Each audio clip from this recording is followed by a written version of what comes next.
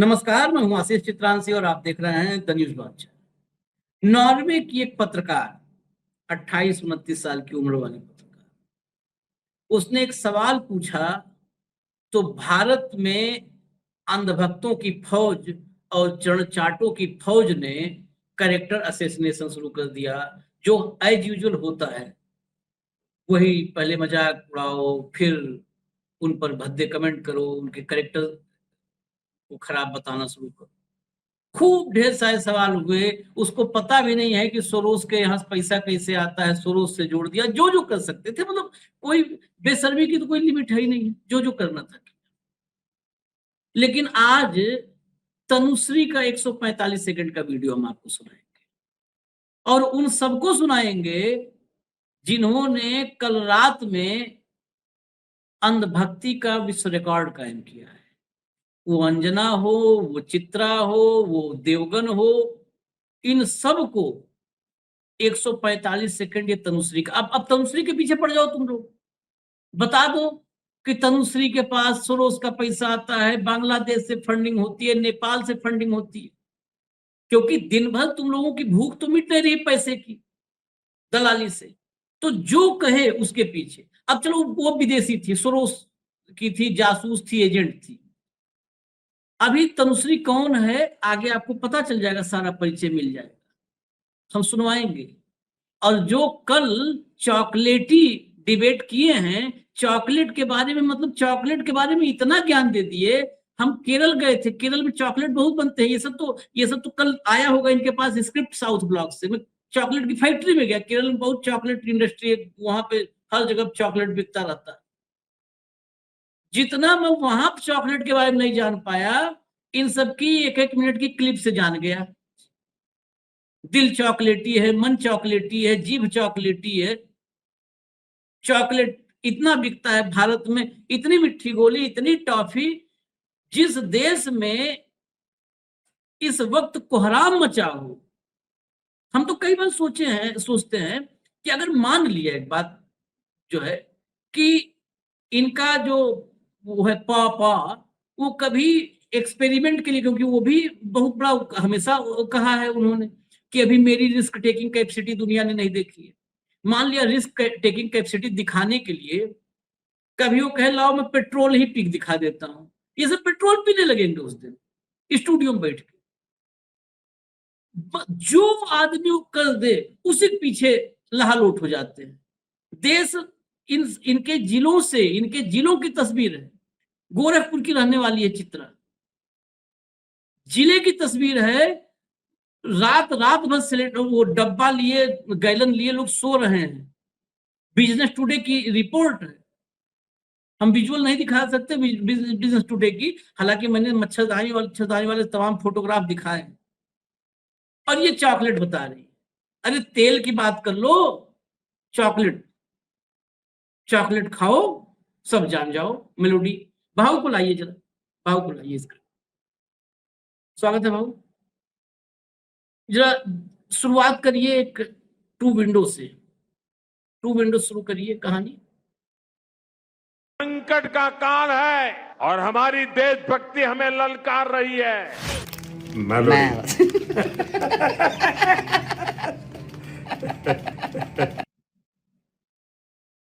ये मैंने क्यों सुनाया था? नरेंद्र मोदी ने बोला है ना कि ये संकट का काल है, संकट का काल है और देशभक्ति हमें पुकार रही है। ठीक है, नरेंद्र मोदी मान लीजिए वो तो अविनाशी हैं। संकट का काल है, देशभक्ति हमें पुकार रही है, और इनको ये मेलोडी लेकर के चले गए देशभक्ति। हमको पता ही नहीं था कि मेलोडी का घर का नाम देशभक्ति है। हाँ, सही में लोगों को कहेगा आपत्तिजनक, भाई चलो। हम तो ये सुने ना, भाव बोलता है गलत बोले तो हम कान पकड़ माफी मांगे। हमने अभी सुना कि देश संकट में और देशभक्ति मुझे बुला रही है, आप सबको बुला रही है। अब हम लोग तो नहीं जा पाए, लेकिन देशभक्ति के पास ये चले गए मेलोडी टॉफी लेकर के। देशभक्ति बुला रही है, संकट है। अब इस संकट में जो देखिए, संकट में देशभक्ति के पास ये चले गए, और बाकी सब देशभक्ति दिखाने लगे। देशभक्ति क्या थी? देखिए, देशभक्ति संकट है ना, तो देशभक्ति इसीलिए मैं कर रहा हूं घर का नाम। केवल मोदी जी नहीं, देशभक्ति वही थी। देशभक्ति अगर कुछ और होती तो कुछ और दिखाते, क्या दिखा रहे। मेलोडी इतनी चॉकलेटी क्यों है? देखिए, ये मतलब गोरखपुर से मुझे लगता है सबसे होनहार महिला एंकर के रूप में आई थी, जब मैंने मतलब जब से मैंने वो किया, सबसे गोरखपुर यूनिवर्सिटी में भी बच्चे मतलब कहते हैं, मेरे कई जूनियर्स और सब थे कि बहुत होनहार। मेलोडी इतनी चॉकलेटी क्यों है? इस समय out of stock. Melody Parle के शेर चढ़ गए।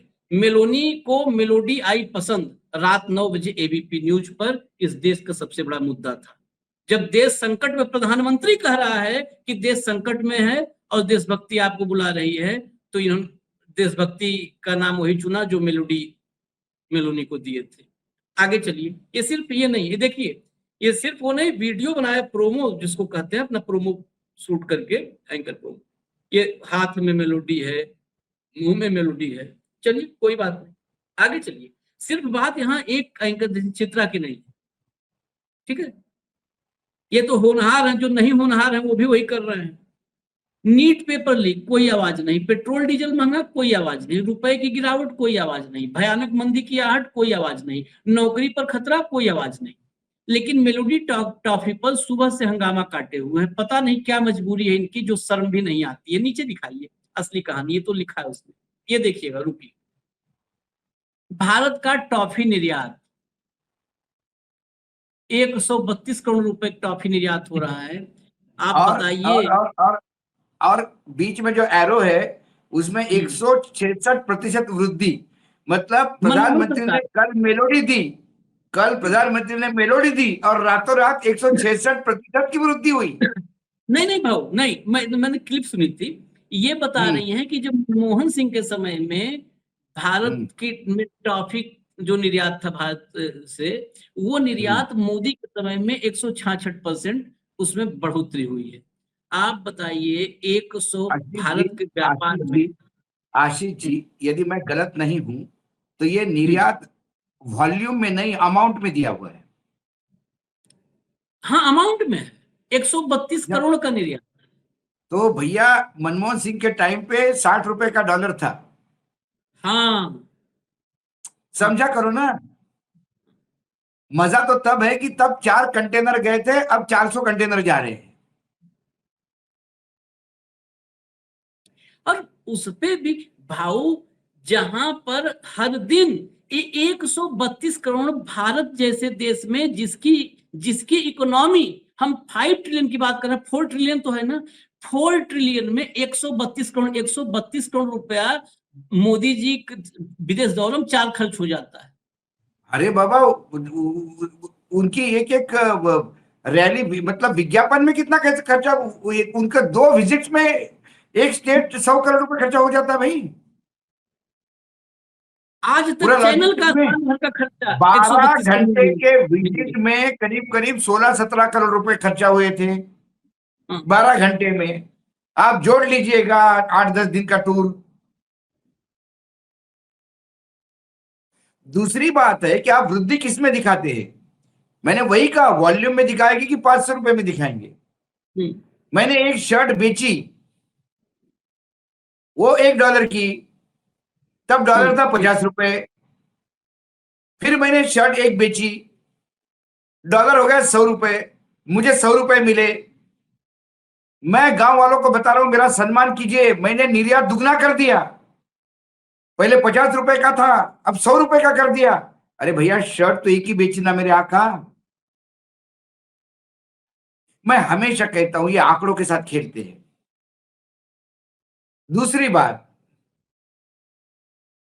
132 करोड़ ये जो है, ये एक हमारे जिले का भी बजट इससे कई गुना ज्यादा है।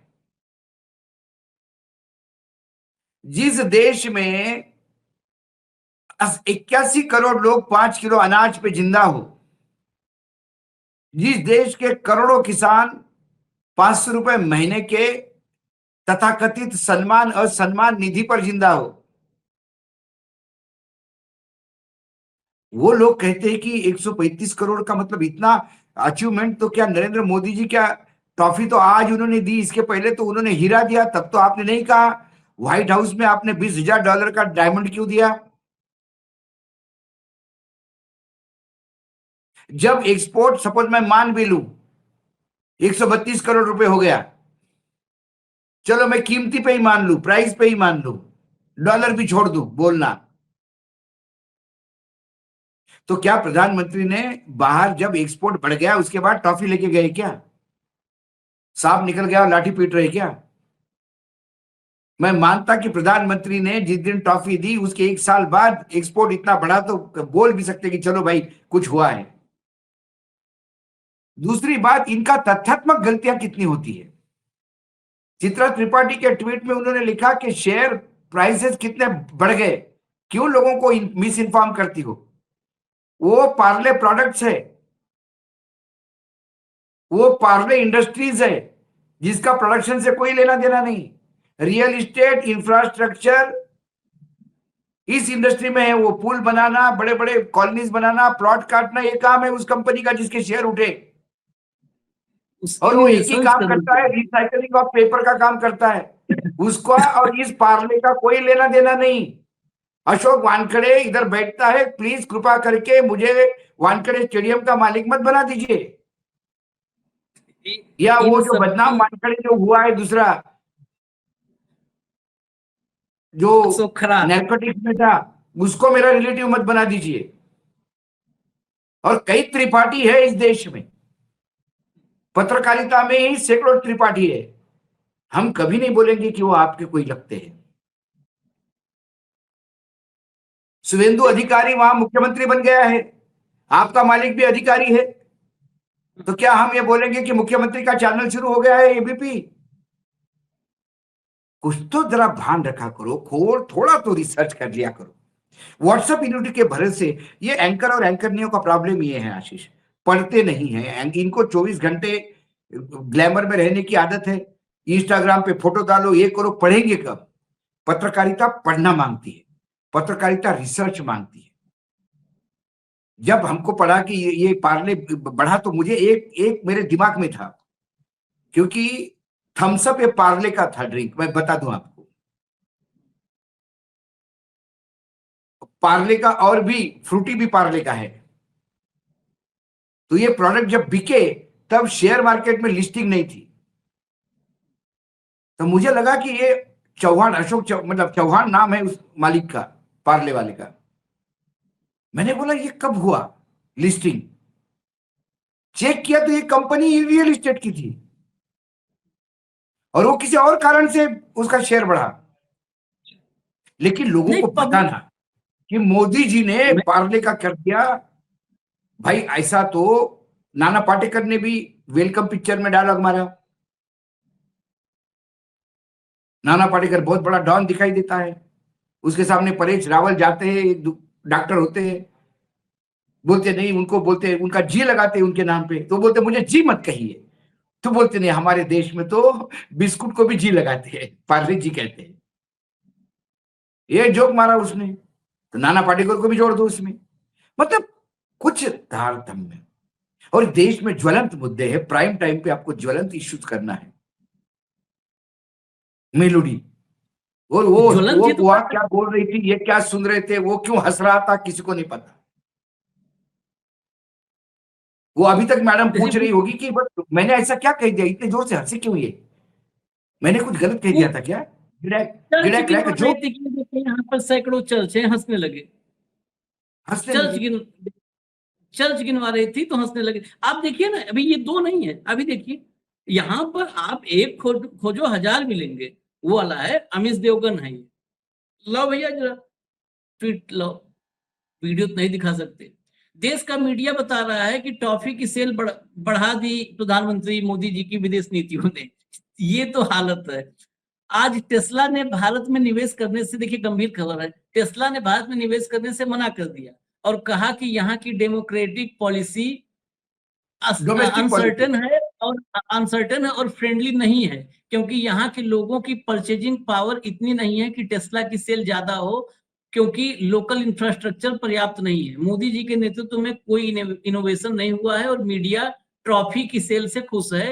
ये मैंने क्लिप सुनी, ये कह क्या रहा है मतलब क्या बताया, आप सुने होंगे, कह रहा है कि मोदी जी के मेलोडी खिलाते ही भारत में मेलोडी आउट ऑफ स्टॉक हो गया, आप लोगों को फिर भी नहीं हजम होता है मोदी जी की लोकप्रियता, हमारे प्रधानमंत्री की लोकप्रियता आपको नहीं समझ में आ रही है, मेलोडी आउट ऑफ स्टॉक हो गया।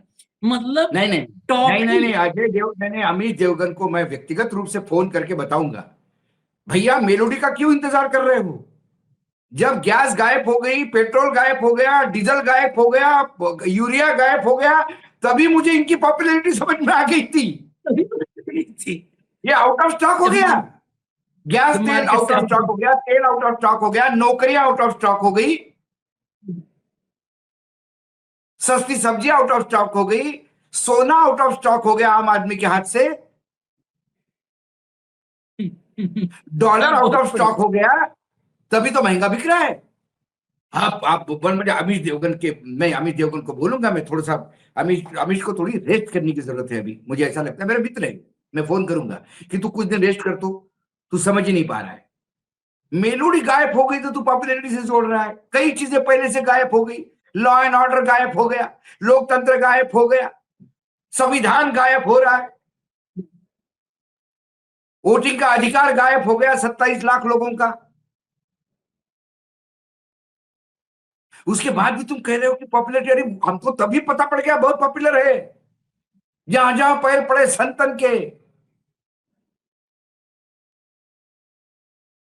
ये थोड़ी बताना पड़ता है, मतलब मुझे समझ में नहीं आया, मतलब थोड़ा सा गलती कर गया अमित जी थोड़े से। लेकिन इस देश को मतलब किस रास्ते पे अब देखते हैं, अब तो जेनजी आ रहा है, खड़ा नरेटिव बना रहे हैं, अरे आशिक छोड़ो, मेलोडी छोड़ दो, अरे गर्मी के प्रकोप से लोग मर रहे हैं, गर्मी से त्राहिमाम हो रहा है। यदि सुपर अल नीनो, क्या है तुम्हारा वो अल नीनो कौन है, वो यदि वो सुपर अल नीनो, तो यदि रेनफॉल यदि लेट हो गई तो आज पानी का भयानक किल्लत हो रही है। अभी पानी आप करें, अभी मैंने पीने का पानी नहीं मिल पा रहा, टॉप पर खबर देखी, खाली हो रहे हैं।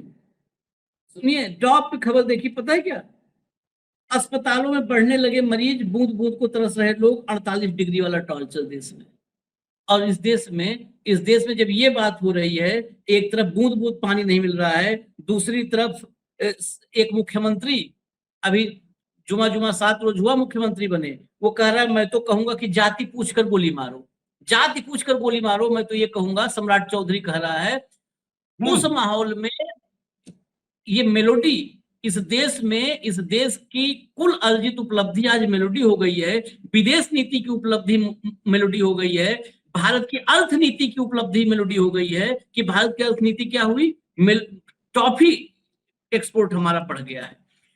मतलब हमारे अर्थनीति 12 साल ये मूर्ख नहीं है, एक षड्यंत्र के तहत करते हैं, ये एक षड्यंत्र के तहत है।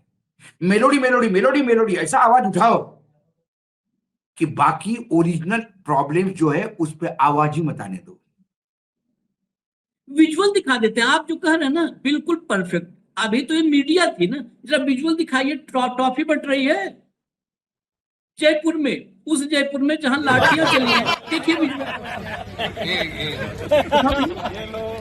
विजुअल बन रहे तो आप वही करो, आप इनको देते रहो, एक आदमी लेते हो भाई साहब, आपने ले लिया, आशीष जी ये एक रिक्वेस्ट है, ऑडियो बंद कर दो, ऑडियो बंद करो भाई। हाँ, इसी टॉपिक के साथ दूसरा विजुअल भी दिखाओ जो आज जयपुर में आज हो रहा है। हाँ, वो विजुअल लाओ तो, जो वाला ये दो विंडो में, ये है ओरिजिनल देश, ये है इनकी नौटंकी। और ये पता है कौन है, ये राजस्थान बीजेपी के अध्यक्ष हैं, प्रदेश अध्यक्ष मदन राठौर। हाँ, और बयान उनका है इस पे, ये टॉफी खिला करके कि राहुल गांधी का इटली में ननिहाल है, इसलिए टॉफी देख करके मचलने लगे। यह है ओरिजिनल भारत की स्थिति। ये वही जयपुर है। जयपुर का यह दृश्य ये कोई चैनल नहीं दिखाएगा। हम्म। लोग सड़कों पे है, कोई नहीं दिखाएगा। टॉफी बेचता हुआ राठौड़ दिखा देगा।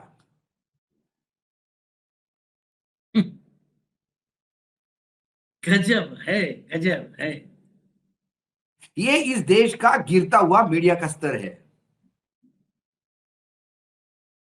गजब है। लेकिन भाऊ इस सब के बाद वो हेले लिंग ने जो वो किया था तो लोगों को बड़ी परेशानी हुई ना। यहाँ पर तो आपने तो देखा था, बहुत चीजें हम लोग दिखाए नहीं कि कैसे कपड़ों में अरे क्या वो क्या छोड़ो कितने। आशीष जी, ये जो हाँ जी। है छिपरापन करे तो समझ में आता है। हम्म। उपाध्याय जैसे, उपासनी जैसे लोगों ने, उपासनी नहीं साहब, तो अब उपासनी को आज उपासनी साहब उपासनी इंडिया को टुडे के संपादक रह चुके हैं। उपासनी साहब आज फोन लगाइएगा उपासनी को, जरा सुनिए तनुश्री पांडे को, तनुश्री को लाइए सुनाइए जरा। भाव अंग्रेजी में पूरा अभी हिंदी में भी बताना है, सुनिए इसको ध्यान से सब लोग। We don't need a journalist from Norway to tell us about our press freedom in India. We are journalists from India and we have been living this reality for years now. And we are telling you there is absolutely no press freedom in India. इसमें तो कोई doubt ही नहीं है, इसमें sugar coat क्या करना। No MLA or MP or any minister or anybody from the government takes any kind of tough questions. Accountability बिल्कुल zero है until and unless ये खुद से स्क्रिप्ट नहीं करके दे देते हैं इंटरव्यू फ्रेंडली स्टूडियोज़ के अंदर में। कोई अकाउंटेबिलिटी नहीं है, कोई सवाल नहीं लिए जाते हैं। If you dare to ask any tough questions तो ये अपने IT सेल के गुंडे भिजवा देंगे और आप या तो आप पे FIR लग जाएगी या आपका ट्वीट स्ट्राइक डाउन कर दिया जाएगा। तो इतना प्रेशर डाल दिया जाएगा कि आप खुद ही हाथ जोड़ लेंगे कि भाई हमें जर्नलिज्म ही नहीं करना है। और फिर आप बोल रहे हैं कि प्रेस फ्रीडम है। अब मुझे पता है कि अब लोग बोलेंगे कि अरे ये वीडियो तो तुम बना पा रही हो ना, तुम मणिपुर से रिपोर्टिंग तो कर पा रही हो ना, किसी ने मार तो नहीं डाला तुमको। सही बात है, जिस स्पीड से हम लोग जा रहे हैं वही होने वाला है, जर्नलिस्ट को मार ही डाला जाएगा और तब भी हम कुछ नहीं बोल पाएंगे। और बहुत फ़नी बात है कि जो रिपोर्टिंग मैं मणिपुर से कर रही हूँ, जो मैं ट्विटर पे डाल रही हूँ कायदे से, ideally I should be doing it for an Indian publication और for an Indian news room because I am a journalist from India.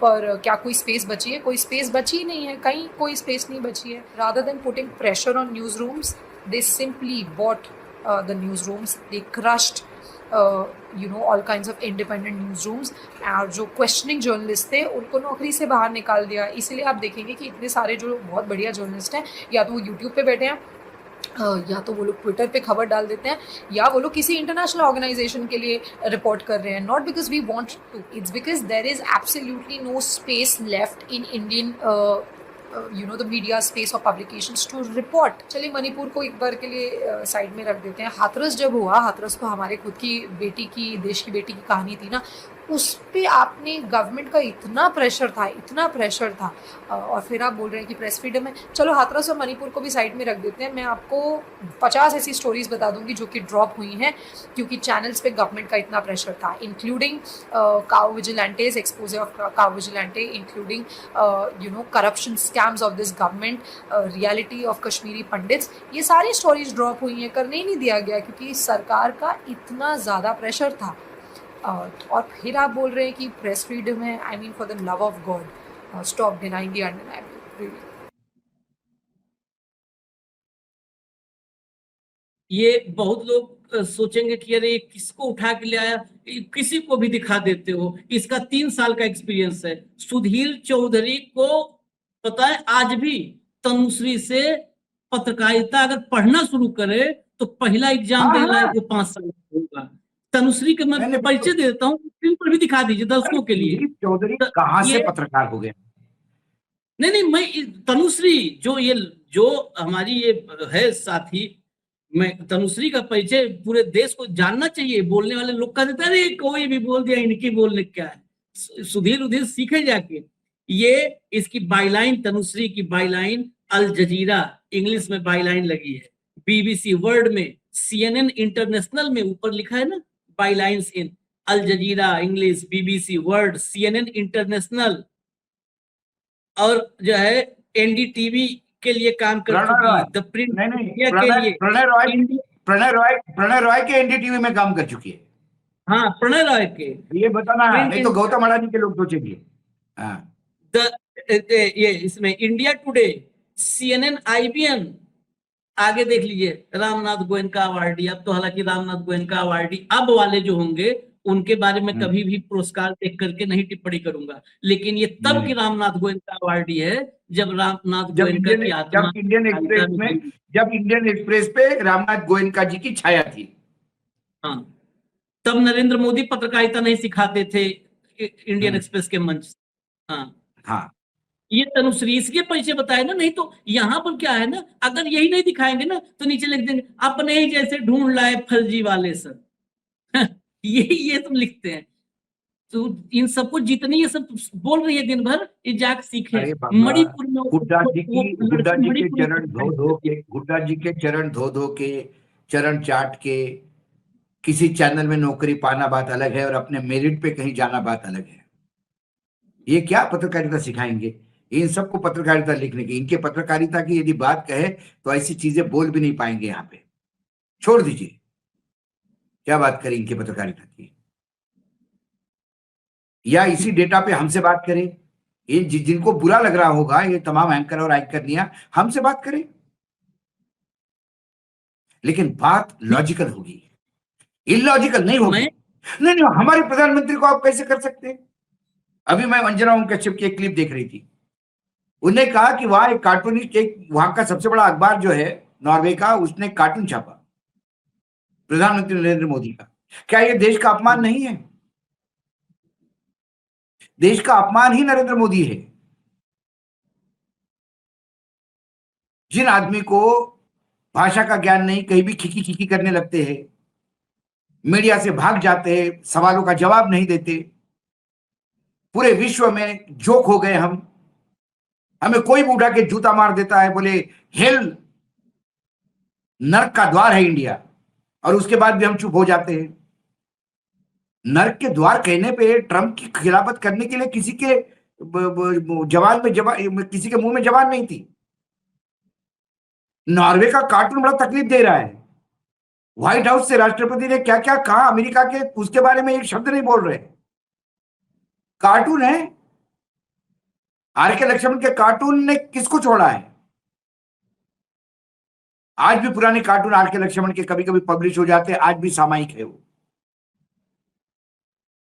आपको खुश होना चाहिए कि कार्टून लायक समझा भारत के प्रधानमंत्री को, इतना महत्व दिया उसने, नहीं तो वो तो उतना भी नहीं देते। मैं तो आज एक पलड़े में देख, इन लोगों को मौका मिले तो एक बार सोचे, हालांकि नहीं सोचेंगे। आप रख दीजिए सबको, अंजना, श्वेता, रूबिका, चित्रा, सबको रख दीजिए, और एक तरफ ये तनुश्री से बात कर ले लोग। क्या करें कि मैं गिनाऊंगी 50 ऐसी स्टोरी जो देश की जरूरी स्टोरी है, एक स्टोरी नहीं, सब ड्रॉप करवाई जाती है, सब ड्रॉप करवा दी जाती है, क्योंकि वो मोदी के पूरे इकोसिस्टम के को वो हिट करने वाली। एक होता है स्टोरी ड्रॉप करना। कई एंकर्स ऐसे भी है अभी कि जिनकी मजबूरी है कि चैनल की लाइन लेना, लेकिन वो इतनी गिर के नहीं लेते। हाँ, मतलब वो लौटने नहीं लगते सड़क पर। ये लोग जिनके आपने दिखाया, ये तो लोग मतलब लेट जाते हैं बिल्कुल।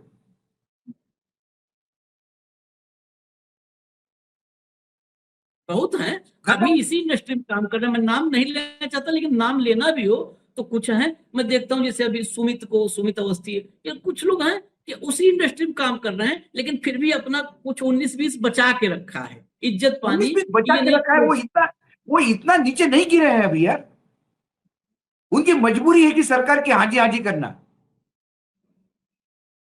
भाई चरण एक होता है, चरण नमस्ते करके आ जाओ, आपने चरण छू लिए, नमस्ते कर दिए, मजबूरी में करना पड़ रहा है।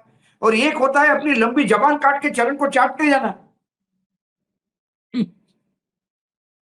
अडवाणी जी ने सही कहा था कि इमरजेंसी में मीडिया को घुटने पे बैठने के लिए कहा, कुछ मीडिया रेंगने लगा। अब रेंगने के नीचे कोई शब्द नहीं आ रहा है मेरे को हिंदी में। वर्तमान ये जो नाम आपने लिए, जो दिखाए हमने, वो तो बिल्कुल उसके भी परे गए हैं। मैं ये नहीं करता हूं कि आपको सरकार के खिलाफ ही बोलना होता है, लेकिन आपको कुछ सामाजिक इश्यूज भी उठाने होते हैं।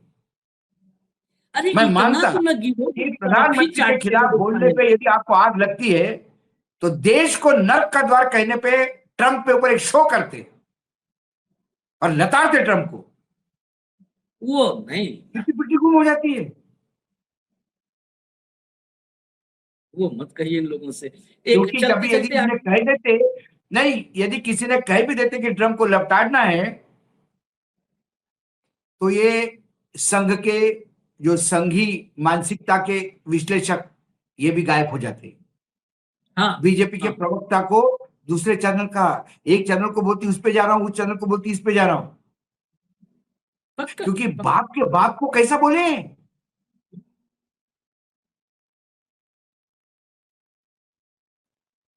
ये कल हालत है। एनडीटीवी ने कल इंटरव्यू किया उस नॉर्वे की जो है नौसिखिया जिसको बताए थे, उस पत्रकार का। उससे उसमें बहुत सवाल हुआ कि आपने कितनी पढ़ाई की है, भारत पर कितनी किताबें पढ़ी हैं, और ये सब लेकर के आज छपा कि वो तो भारत के बारे में किताबें नहीं पढ़ी है तो कैसे सवाल पूछ रही थी, उल्ट पटांग। उसने एक वीडियो डाला है, वो वीडियो भी हम सुना देते हैं आखिर में। बहुत ज्यादा इस विषय से बहुत रिलेवेंसी नहीं, लेकिन फिर भी एक मतलब एक ऊर्जावान नई पत्रकार को भारत जैसे देश में ही मानसिक नहीं रूप नहीं से नहीं कुचला नहीं, जाता जिस एनडीटीवी के पत्रकार ने उसको सवाल पूछा और जो इंटरफेरेंस निकाल रहा है, मैं उनको पूछता हूं कि वो इटली के बारे में और इटली के बारे में कितना जानते हैं, जो इटली के या नॉर्वे के बारे में कितना जानते हैं, जो नॉर्वे को लेकर इतना महिमा मंडन कर रहे हैं प्रधानमंत्री का। टॉफी मेकिंग के बारे में कितना जानते हैं, चलो यही बात पूछ ले, कितनी टॉफी मेकिंग की किताबें पढ़ी है, टॉफी का क्या मालूम है उनको, चॉकलेट बेस्ड है कि शुगर बेस्ड है, क्या क्या बेस्ड है, जरा बताइए टॉफी का मायना क्या है। टॉफी, चॉकलेट, टॉफी में भी कई प्रकार है, जरा उसी के बारे में बात कर ले, टॉफी जरा बता खा दे। दिखाएंगे। मैं तो बोल रहा हूं उस लड़की के बोलने के पहले उस जिस अखबार में वो लड़की काम करती उसी अखबार का जरा हिस्ट्री बता दे।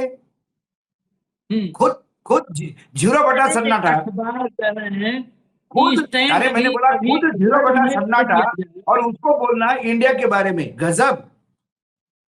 इंडिया के स्टैंड बारे इज में द जानने वर्ल्ड के लिए भाई, में। इंडिया की सारी रिपोर्ट्स हमारे यहाँ आती है। इंडिया की रिपोर्ट्स, अमेरिकन गवर्नमेंट एजेंसीज ने कहा कि इंडिया में ह्यूमन राइट्स वायलेशन हो रहा है, वही सवाल उसने उठाया। क्या गलत किया, क्या गलत किया? नहीं, पहले डिस्कवरी ऑफ इंडिया पढ़ो या सावरकर की किताब पढ़ो। क्या पढ़ना है सवाल पूछने के पहले? चला दो भैया, हिल लिंक को चला दीजिए। However, I also just wanted to say that I have done many interviews with the Indian press today, and it's been very nice, and I'm very grateful that they had me on. But in some of those instances, I did feel like the journalists did not want to try to understand my point of view. They got hung up in the fact that this wasn't a planned press conference with questions involved, that it was just a normal press brief or a press conference. But it's a lack of understanding, because in Norway, a press conference or a press brief, you call in the press, we come. But it is also our job to moderate and our job to challenge. And therefore, I just reject the premise that any foreign leader can come to Norway and try to have a press conference without being asked questions. And of course, it was the Indian Prime Minister's. He doesn't have to answer the questions. That is his choice. But it's still my duty to try to get answers.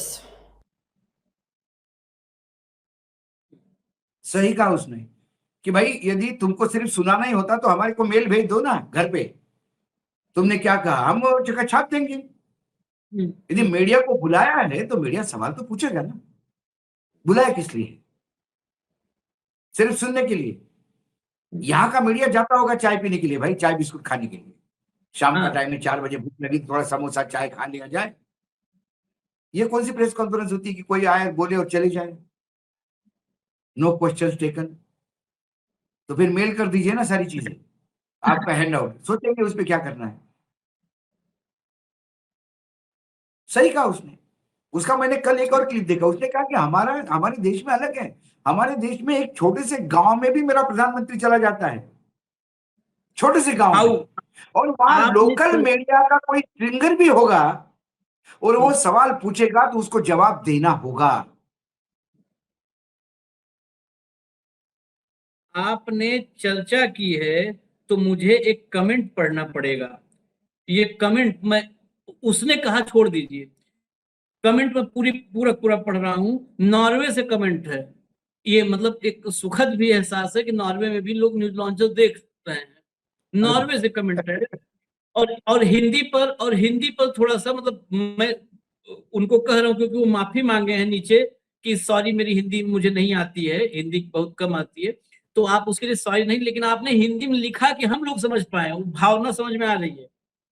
Sir जी, मैं Norway में पिछले 25 साल से रहता हूं। मैं उन्होंने जैसे लिखा है उसको मैं नहीं पढ़ता हूं, मैं सिंपल उसको कर देता हूं।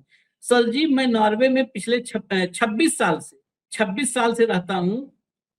मैं फर्क बताता हूं। एक बार मेरी दुकान में नॉर्वे का पीएम आया। मैं बहुत खुश हुआ और बोला कि पीएम मेरी दुकान पे आया। मैं उसकी सिक्योरिटी देखना चाहता था। मैं अपने बच्चे की कसम खाता हूं, लिखा है पूरे भावना से, जो भी हमारे साथी हैं। मैं अपने बच्चे की कसम खाता हूं कि सिर्फ एक सिक्योरिटी गार्ड था। मैं हैरान हुआ और पूछा, और जवाब मिला, क्या कभी पहले किसी देश का पीएम नहीं देखा? पीएम से पूछा, पहले कभी किसी देश का पीएम नहीं देखा? सामान खरीदता हूं। मैं चुप हो गया। मैं सोचा कि इंडिया में तुम होते तो तुम्हारी इज्जत होती। तुम काहे का पीएम है? नॉर्वे में पीएम हो जो आम आदमी सब सेम है। सॉरी, मेरे को हिंदी कम आती है, वो भी कम आती है, काम आती है। कहने का सॉरी, मतलब है कि ये नॉर्वे में प्रधानमंत्री और सामान्य इंसान की एक ही कीमत है। वो आया दुकान पे खरीदा करा, तो मैंने बोला प्राइम मिनिस्टर है, उसने कहा कि कभी देखा नहीं क्या प्राइम मिनिस्टर को? भाई ऐसे ही होते हैं प्राइम मिनिस्टर। लेकिन हमारे यहाँ के प्राइम मिनिस्टर को आना होता है तो पहले उस दुकान में कुत्ते जाते, वो सूंघते बाम बाम है क्या, फिर उस दुकान वाले को 3 बार पूछते, उसके दुकान में जो काम करते उनके आइडेंटिटी कार्ड पूछे जाते, फिर उनको 3 दिन तक उनका रिहर्सल होता कि ये दुकान वाले जब आएंगे तो 2 दिन वापस नहीं जाएंगे, ये यही रहेंगे अभी दुकान में। उसके बाद पूरा एरिया सील किया जाता कि प्रधानमंत्री दुकान में मेलोडी खरीदने आए।